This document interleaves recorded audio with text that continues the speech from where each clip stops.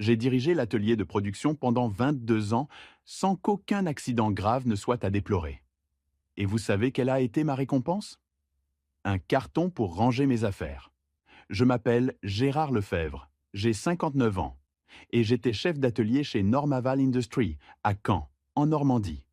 Nous fabriquions des vannes industrielles et des systèmes de pression pour des raffineries. Un travail de précision où la moindre erreur pouvait coûter des vies. Ce lundi matin-là, Sophie de la DRH m'a convoqué dans la salle de réunion. Laurent Grimaud, le nouveau directeur des opérations, arrivé à peine depuis 4 mois, était là, tiré à 4 épingles, une feuille Excel ouverte devant lui. Un homme de bureau, il n'avait mis les pieds sur mon atelier qu'une seule fois, pour la visite sécurité obligatoire. Gérard, nous allons procéder à quelques réorganisations, m'a dit Sophie en me tendant une chemise cartonnée. L'entreprise souhaite alléger les niveaux de supervision, a ajouté Laurent, hochant la tête. Pression du marché, réajustement stratégique. J'ai ouvert la chemise. Indemnité de départ. 2 semaines pour former mon remplaçant. La moitié de ma retraite versée immédiatement. Le reste étalé mensuellement. Le logo en haut du papier avait changé. Il l'avait modifié l'an dernier sans même en informer les équipes au sol.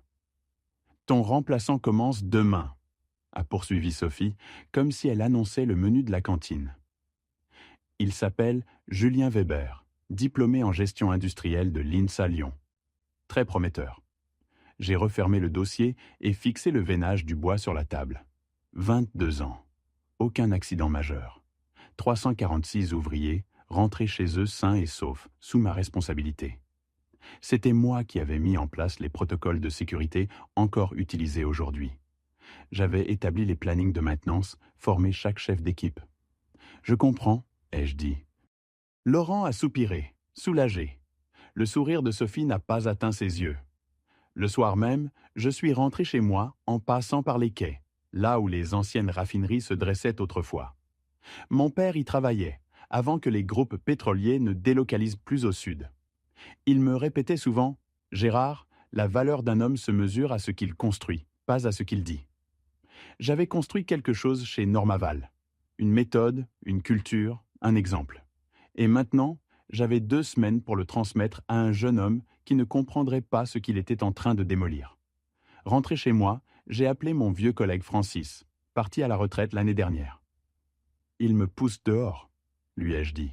« Les salauds » a-t-il répondu. « Tu vas leur faire payer ?»« Non », ai-je dit. « Mais ils comprendront vite.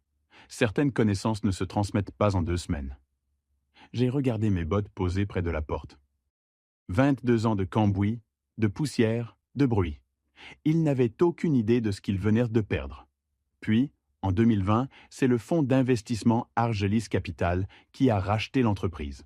Des financiers obsédés par les algorithmes et les indicateurs de performance. Ils ont commencé à rationaliser dès leur arrivée. J'ai vu les changements s'installer petit à petit. Réduction du budget maintenance, pièces détachées achetées auprès de fournisseurs à bas coût, allongement des délais entre 2 entretiens. 3 de mes meilleurs mécaniciens ont été remplacés par des intérimaires. On a réduit le stock de pièces de rechange et les quotas de production augmentaient à chaque trimestre. Il y a 6 mois, Laurent Grimaud est arrivé avec son MBA et ses tableaux Excel. Il a convoqué une réunion d'atelier dès sa première semaine. Nous allons mettre en place un nouveau système de suivi des performances dans tous les services. L'avenir de l'industrie passe par les décisions fondées sur les données. Après la réunion, mon chef d'équipe, Diego, m'a pris à part. « Gérard, ce type va poser problème. Il m'a demandé si on pouvait simplifier la procédure de consignation pour gagner du temps. » J'ai haussé les épaules, lui disant qu'on s'adapterait comme toujours. Mais les signaux d'alerte se sont multipliés. Laurent ne venait plus aux réunions mensuelles sur la sécurité. Mes emails concernant l'entretien des équipements restaient sans réponse. 3 fois, mon budget de formation a été refusé. Puis, ils ont embauché 3 jeunes superviseurs fraîchement diplômés d'école de commerce qui ont commencé à remettre en question nos procédures affinées au fil des années. Gérard, est-ce vraiment nécessaire de faire un diagnostic complet à chaque changement d'équipe ? M'a demandé l'un d'eux. Un autre, les contrôles quotidiens, c'est exagéré. Le manuel ne parle que d'un contrôle hebdomadaire. J'ai alors commencé à tenir mes propres dossiers. Datés, photographiés, archivés. J'ai documenté chaque demande de maintenance, chaque échange concernant la sécurité. Un pressentiment que je pourrais avoir besoin un jour de preuve de ce qu'on faisait bien depuis toutes ces années. Je ne pensais juste pas qu'on me montrerait la porte si vite. Le jeune qu'ils avaient recruté pour me remplacer, Julien Weber, est arrivé le premier jour en souliers, vernis et cravate. 28 ans, cheveux gominés, une tablette greffée à la main. Je suis vraiment enthousiaste à l'idée d'apprendre de vous avant de prendre le relais, m'a-t-il dit en me serrant la main comme on apprend dans les écoles de commerce. J'ai déjà analysé les indicateurs de production et repéré plusieurs axes d'optimisation. J'ai hoché la tête, puis lui ai tendu une paire de bottes de sécurité et des lunettes de protection. On commence par la visite de l'atelier. Les chiffres, on verra plus tard. Pendant 2 semaines, je lui ai tout transmis. Les plannings de maintenance, les protocoles de sécurité, les fiches du personnel. Je les présentais à chaque chef d'équipe, chaque opérateur. Mais au fil des jours, j'ai remarqué quelque chose. Il prenait note des procédures, mais pas des personnes. Il n'a pas demandé à Diego des nouvelles de son fils, parti chez les fusiliers marins. Il n'a pas retenu qu'Alicia, sur la chaîne, avait besoin de pauses plus fréquentes à cause de son diabète. Il n'a pas compris qu'il fallait parler gentiment à la fraiseuse numéro 2 les matins de grand froid. Le jeudi de ma dernière semaine, je les ai entendus, lui et Laurent, discuter dans la salle de pause. Une fois qu'on aura mis en place le nouveau planning d'équipe, on pourra probablement supprimer 2 postes de maintenance, disait Julien. Et cette redondance sécurité que Gérard insiste pour garder sur la presse hydraulique. Le manuel ne demande pas autant de vérification. Laurent a hoché la tête, satisfait. Exactement le regard neuf qu'il nous fallait. Il ne m'avait pas vu dans le couloir. Je suis reparti en silence, un froid glacé dans le ventre. Ce n'était pas de simples économies. Ils étaient en train de démonter les filets de sécurité que j'avais mis des années à construire. Des protections qui empêchaient les accidents, les blessures, les drames. Cet après-midi-là, j'ai pris une décision. J'ai convoqué une réunion informelle avec mes plus fidèles collègues, Diego, Alicia, Samuel de la maintenance et Russell, qui gérait l'équipe de nuit. Nous nous sommes retrouvés sur le parking après le travail. Ils vont commencer à rogner sur la sécurité, je leur ai dit. Et le petit nouveau ne sait même pas ce qu'il ignore. « Qu'est-ce que tu veux qu'on fasse, Gérard ?» a demandé Diego. « On ne peut pas désobéir au nouveau chef. » « Non, j'ai acquiescé. Mais vous pouvez tout documenter. Gardez vos propres relevés. » « Et si les choses commencent à se dégrader ?» Je leur ai tendu à chacun une fiche cartonnée avec mon numéro de portable personnel. « Appelez-moi. » Pas les RH. Moi. Le dernier jour, j'ai vidé mon casier. Julien était déjà assis à mon bureau, en train de réorganiser les tiroirs. Je lui ai tendu les clés. « Un dernier conseil ?» m'a-t-il lancé, sans lever les yeux de sa tablette. « Oui. Écoute l'atelier. Les machines parlent, si tu prêtes attention. » Il a souri poliment, sans vraiment comprendre. Je suis sorti sans cérémonie. Pas de pot de départ, pas de discours, même pas une part de gâteau. 22 années de loyauté conclues par une poignée de main de Patricia des RH et un badge désactivé avant même que je ne quitte le parking. Mais je n'en avais pas fini avec Vallée Métallique. Pas vraiment. J'attendais juste le bon moment. 3 semaines après mon départ, Diego m'a appelé. Il modifie le planning de maintenance des presses hydrauliques, m'a-t-il dit à voix basse, probablement caché dans le local de stockage. Il passe d'un contrôle hebdomadaire à bi-hebdomadaire. Note tout, je lui ai dit. Surveille les variations de pression, les fuites, les bruits anormaux. 2 jours plus tard, Samuel de la maintenance m'a contacté. Ma commande de pièces pour le générateur de secours a été refusée. Ils disent qu'on peut attendre l'inventaire trimestriel. J'ai commencé à tout consigner. Chaque appel, chaque changement, chaque raccourci pris. Au bout de 4 semaines, j'ai décidé d'agir officiellement. J'ai écrit un email à Laurent et Patricia. Professionnel, direct. Ayant dirigé les systèmes de sécurité et d'entretien pendant plus de 20 ans, je suis préoccupé par certains changements récents. Je me tiens à disposition pour vous conseiller sur les risques que ces modifications pourraient entraîner. Patricia a répondu dans l'heure. Merci de votre sollicitude, Gérard. La transition se passe bien et Julien a déjà apporté plusieurs améliorations en termes d'efficacité. Nous vous recontacterons si nécessaire. Traduction: reste à l'écart.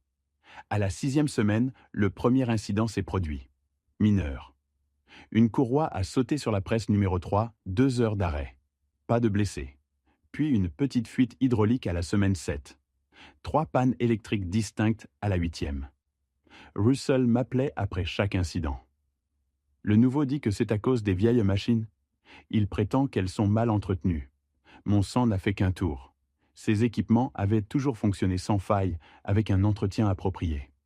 À la 10e semaine, j'ai craqué. Je suis allé à l'usine pendant la pause déjeuner et j'ai attendu sur le parking. Quand Diego est sorti, je l'ai appelé depuis mon camion. Alors, c'est si grave que ça?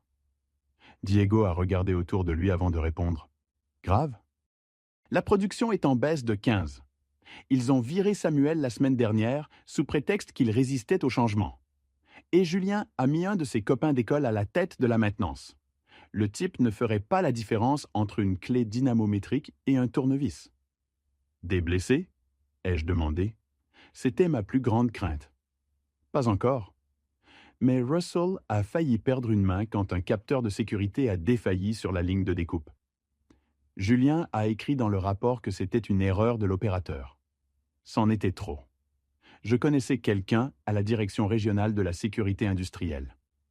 Un simple appel pouvait déclencher une inspection. Le lendemain matin, j'ai décroché le téléphone. Je leur ai expliqué mes inquiétudes, mon ancien poste à l'usine, les changements précis qui me paraissaient dangereux. L'inspectrice, une certaine Hélène Barnier, a pris des notes minutieuses. Nous effectuerons une inspection surprise dans les 2 prochaines semaines, m'a-t-elle assuré. Je ressentais une certaine satisfaction. Le système allait se corriger de lui-même. 3 jours plus tard, Diego m'a rappelé, la panique dans la voix. « Ils savent, Gérard. Quelqu'un a dit à la direction que tu étais derrière la demande d'inspection. Laurent est furieux. Il devient incontrôlable. » Mon estomac s'est noué. Qu'est-ce qui se passe? Ils nous font faire des heures sup pour tout nettoyer. Ils falsifient les registres de maintenance et la production est à l'arrêt pour réparer tous les problèmes avant que les inspecteurs n'arrivent. Puis est arrivée la lettre juridique, livrée en main propre chez moi par un coursier. Vallée Métallique m'accusait officiellement d'entrave malveillante au bon fonctionnement de l'entreprise et de violation d'accords de confidentialité.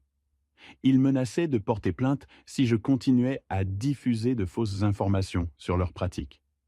J'ai immédiatement appelé mon avocat, Maître Billot. Il a lu la lettre attentivement. « Ils bluffent sur les violations de NDA, m'a-t-il dit. Tu n'as partagé aucune donnée confidentielle. Mais attention, ils peuvent te pourrir la vie rien qu'avec les frais juridiques. Est-ce qu'ils peuvent empêcher l'inspection? Ai-je demandé. Non. Une fois que l'inspection est programmée, elle a lieu. Mais sois prudent, Gérard. Ces gens-là deviennent très sales quand ils sont acculés. J'ai raccroché, partagé entre colère et inquiétude. Ils tentaient de m'intimider pour me faire taire, tout en réparant en vitesse les mêmes problèmes que j'avais dénoncés. Mais après, une fois l'inspection passée, ils recommenceraient, en étant juste plus discrets.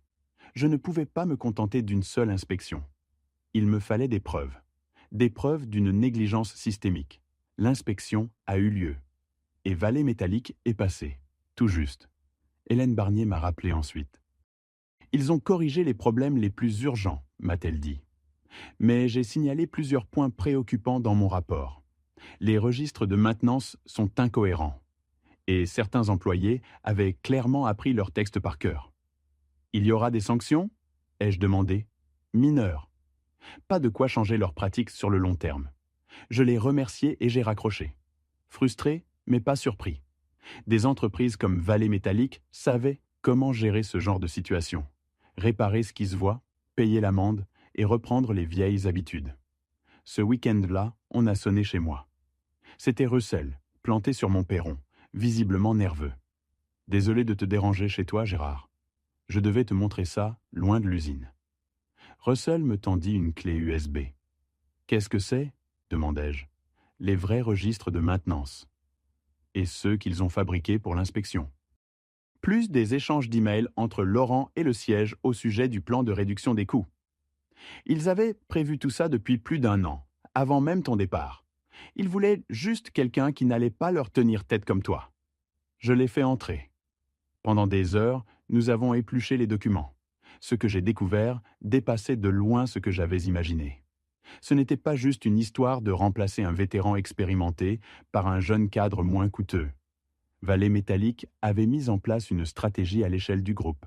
Réduction volontaire des investissements en sécurité et en maintenance, avec pour calcul cynique de compenser le risque accru d'accident par des économies trimestrielles sur le budget. Un email d'un cadre d'Axiom Partners m'a glacé. Les accidents, c'est pour les assurances. Rater les objectifs financiers, c'est les investisseurs qui partent. Ils jouaient avec la vie des gens. Mes gens. Ceux que j'avais protégés pendant 22 ans. Il y a autre chose, dit Russell, en me montrant un autre dossier. Jason sait que les machines sont en train de lâcher. Regarde tous les bons de maintenance qu'il a refusés. La liste était longue. Pièces de sécurité essentielles, système de secours, remplacement préventif. Tout refusé, toujours avec la même note. Reporter au trimestre suivant, contrainte budgétaire. Pourquoi tu me montres tout ça, lui demandai-je. Tu risques ton poste? L'expression de Russell se durcit. Le neveu d'Alicia s'est blessé hier. Le protège-presse a lâché. Celui que Jason avait jugé non prioritaire a changé. Il a 19 ans. Il a perdu 2 doigts. Ils ont fait signer un constat d'erreur d'opérateur pendant qu'il était encore sous morphine. Mes poings se sont serrés malgré moi. Ils n'ont pas le droit. Ils le font quand même, Gérard, et ce n'est qu'une question de temps avant qu'il y ait un mort. Quand Russell est parti, je suis resté des heures dans ma cuisine, entouré de preuves étalées sur la table. J'étais partagé entre la colère et le sens du devoir. Ce n'étaient pas des statistiques, c'étaient des vies humaines, des collègues, des familles que je connaissais. J'ai pris mon téléphone pour appeler de nouveau l'inspection du travail. Puis j'ai reposé le combiné. Une autre inspection ne suffirait pas. Vallée Métallique nettoierait temporairement, paierait une autre amende, puis recommencerait. Non, il fallait une autre stratégie. J'ai appelé Diego, puis Alicia, puis 6 autres vétérans en qui j'avais encore confiance. Nous avons convenu de nous retrouver chez Franck le lendemain. Terrain neutre. Quand tout le monde est arrivé, j'ai posé sur la table tout ce que j'avais appris. Les documents, les mails, les photos, les dates. Et maintenant, on fait quoi? Demanda Diego. On va voir la presse? Je fis non de la tête. Pas encore. D'abord, il nous faut un levier. Quel genre de levier? Demanda Alicia. Celui qui touche leur portefeuille. J'ai pris une inspiration. Il me faut une trace de chaque raccourci, chaque manquement, chaque incident évité de justesse depuis mon départ, avec date, photo, documents s'il le faut. Ils vireront quiconque se fait prendre avec ce genre de choses, fit remarquer Franck. Je sais, répondis-je. Voilà pourquoi on doit agir intelligemment. Et avec patience. Je regardais autour de moi. Ces hommes et ces femmes, des professionnels aguerris, méritaient mieux que d'être traités comme des pièces remplaçables dans une machine dirigée par des financiers. Donnez-moi 2 semaines, dis-je, et quoi que vous fassiez, restez vigilants. Et surtout, prudent. Pendant 2 semaines, je suis devenu un fantôme chez Vallée Métallique. Je ne posais pas un pied sur le site, mais ma présence était bien là. Diego et les autres m'envoyaient des informations tous les jours. Rapports de quart, panne, incidents de sécurité. Je compilais tout avec rigueur, construisant un dossier impossible à ignorer. En parallèle, j'ai fait 3 choses décisives. D'abord, j'ai contacté Georges Lemoine, un ancien client, aujourd'hui cadre chez Énergie Méridienne, le principal client de Vallée Métallique. On s'est retrouvés dans un petit café à 20 minutes de l'usine. « Gérard, ça fait plaisir de te revoir », dit-il en me serrant la main. Je me demandais où t'étais passé. « Retraite forcée », répondis-je. « Mais ce n'est pas pour ça que je voulais te voir. » Je lui ai montré des photos de vannes défectueuses expédiées récemment par l'usine. Des pièces censées être installées dans des systèmes méridiennes. « Elles ont passé l'inspection » demanda-t-il, le regard grave. « Les nouvelles procédures d'inspection, oui. Mais les raccourcis ont des conséquences, Georges. Je ne pourrais pas vivre avec moi-même si un accident survenait dans une de vos installations. » Il examina les photos longuement. « C'est grave, Gérard. On travaille avec eux depuis 30 ans, mais la sécurité passe avant tout. Je ne demande rien d'autre que votre propre audit qualité. Constatez par vous-même. Deuxième étape. Ellen Barnes, de l'inspection du travail. Mais cette fois, au lieu d'inquiétude générale, je lui ai remis des violations précises, datées, documentées, avec preuves photos à l'appui. C'est beaucoup plus solide que la dernière fois, admit-elle. Je vais devoir en parler à mon supérieur. Je comprends, répondis-je, mais s'il vous plaît, gardez mon nom hors de tout ça. Pour le moment. La troisième initiative était la plus risquée. J'ai contacté Jason Weber en personne.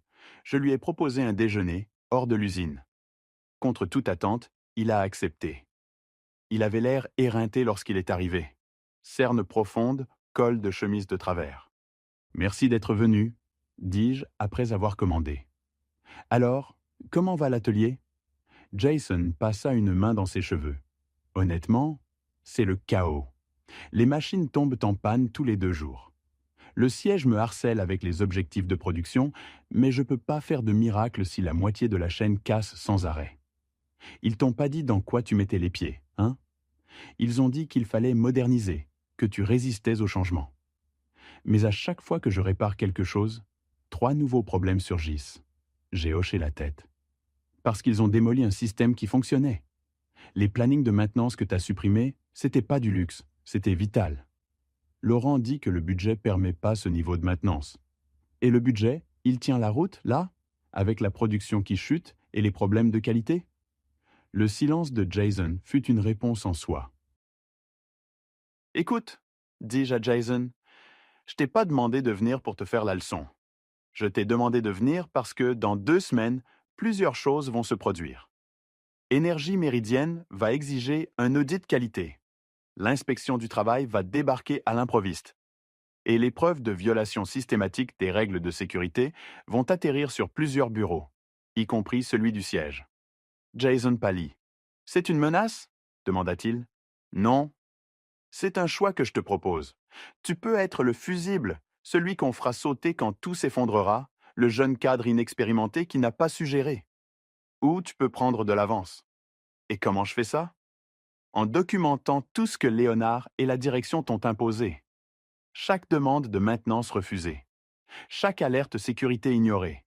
Chaque décision dictée par la coupe budgétaire. » Jason regardait son assiette, toujours intacte. « Ils vont me virer, » murmura-t-il. « Peut-être, mais tu feras ce qu'il faut.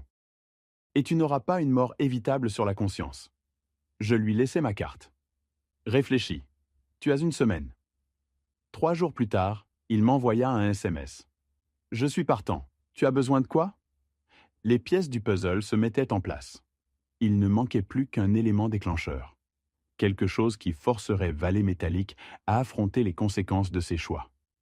Comme par hasard, le lendemain, la presse hydraulique numéro 1, le cœur de la chaîne de production, est tombée en panne de manière catastrophique. Pas de blessés, heureusement. Mais la production s'est arrêtée net. Le point de rupture était là. Mon téléphone a sonné à 6h15 du matin. C'était Leonard Wright lui-même. « Kenny ?» dit-il, la voix tendue. « On a un gros souci à l'usine. »« Je sais, » répondis-je calmement. L'arrêt de la presse tournait déjà sur le groupe de discussion interne depuis minuit. « Je vais être franc. On a besoin de ton expertise. La machine principale est à l'arrêt. La production est gelée. Et notre équipe de maintenance n'arrive pas à identifier la panne. »« C'est normal, » répondis-je. « Vous avez viré Sam, celui qui entretenait cette presse depuis 15 ans. » Le soupir de Léonard était long. « On peut mettre le passé de côté? La direction est prête à te réembaucher comme consultant pour remettre la presse en marche? Je t'écoute. 300$ de l'heure, en liquide. Aucune question sur ta méthode. On veut juste que la presse tourne à nouveau avant la fin de la semaine. » Je faillis rire. Il croyait que c'était une question d'argent? « J'arriverai dans 1 heure, dis-je. Mais à mes conditions. Lesquelles? 1. Je viens avec ma propre équipe. Diego, Russell et Alicia. 2. J'ai autorité totale sur les décisions de réparation et les commandes de pièces. Et troisièmement, ajoutai-je, je veux un accès complet au registre de maintenance des 6 derniers mois. » Léonard hésita un instant. « Très bien. tout ce qu'il faudra. 1 heure plus tard, quand je suis entré dans l'usine, c'était le chaos. Les opérateurs restaient les bras croisés. Les managers chuchotaient nerveusement dans les coins. Et la grande presse hydraulique trônait au milieu de l'atelier, silencieuse et immobile. Jason accourut dès qu'il me vit. « Merci d'être venu. C'est encore pire que je croyais. »« Je m'en doutais, » répondis-je. « Montre-moi. » En inspectant la machine, tout devint limpide. Multiples défaillances, causées par des mois de maintenance négligée. Exactement ce que j'avais anticipé. Je me tournai vers Léonard, qui tournait autour de nous, nerveux. « Je peux réparer cette machine ?» dis-je. « Mais d'abord, il faut que je vous montre quelque chose. » Je sortis mon téléphone et ouvris mes emails. Je viens d'envoyer ce rapport à l'équipe dirigeante d'Axiom Partners, à l'inspection du travail et à Énergie Méridienne. Chaque manquement à la sécurité, chaque compromis, chaque risque introduit par vos politiques y est documenté. Léonard devint livide. « Tu n'as pas le droit de faire ça. »« Je l'ai déjà fait. » Je le regardai droit dans les yeux. « Alors, vous voulez que je répare cette presse ou pas ? 3 jours. C'est le temps qu'il m'a fallu pour remettre la presse hydraulique en état. Une réparation qui n'aurait été qu'une simple formalité si mes anciens plannings avaient été respectés. Pendant ces 3 jours, Vallée Métallique a connu une vague de conséquences. Énergie Méridienne a suspendu toutes ses commandes dans l'attente d'un audit qualité. L'inspection du travail est revenue, cette fois avec une enquête bien plus poussée que la précédente. Et Axiom Partners a envoyé sa propre équipe opérationnelle pour évaluer la situation. Le 3e jour, Léonard avait disparu. Muté au siège. Jason était toujours là, mais dans un rôle réduit, relevant désormais d'un nouveau directeur des opérations dépêché par le groupe. Ce nouveau directeur, Thomas Whitfield, me convoqua dans le bureau après la remise en marche de la presse. « Travail impressionnant, dit-il. Le siège a examiné vos documents. Très complet. Je ne dis rien. Je me contentais d'attendre. Nous allons procéder à une refonte complète des protocoles de maintenance et de sécurité sur tous nos sites, poursuivit-il. Et nous aimerions vous proposer un poste, directeur des opérations industrielles pour Vallée Métallique. Je réfléchis un instant. Et à quel salaire ? Il me donna un chiffre 30 supérieur à mon ancien salaire. Avec autonomie totale sur les plannings de maintenance et les procédures de sécurité. Dans la limite du budget. Je hochai lentement la tête. Voilà bien le problème. La sécurité ne se budgétise pas trimestre après trimestre. Je me levai, puis fis une pause. Je vous propose autre chose. 3 jours par semaine, en tant que consultant, à mon tarif habituel. Je vous aiderai à reconstruire les systèmes que j'avais mis en place, à former correctement vos équipes et à ramener la production à son vrai niveau. Mais je ne serai plus jamais salarié ici. Thomas réfléchit un instant, puis acquiesça. C'est acceptable. Je ne suis pas revenu pour un titre ou pour l'argent. Je suis revenu pour Diego, Alicia, Russell et tous les autres, ceux qui méritent de travailler dans un environnement sûr. Je suis revenu pour reconstruire ce que j'avais passé 22 ans à bâtir. Quand je suis remonté sur l'atelier le lundi suivant, les machines tournaient déjà un peu plus rond. Elles savaient que leur ancien gardien était de retour.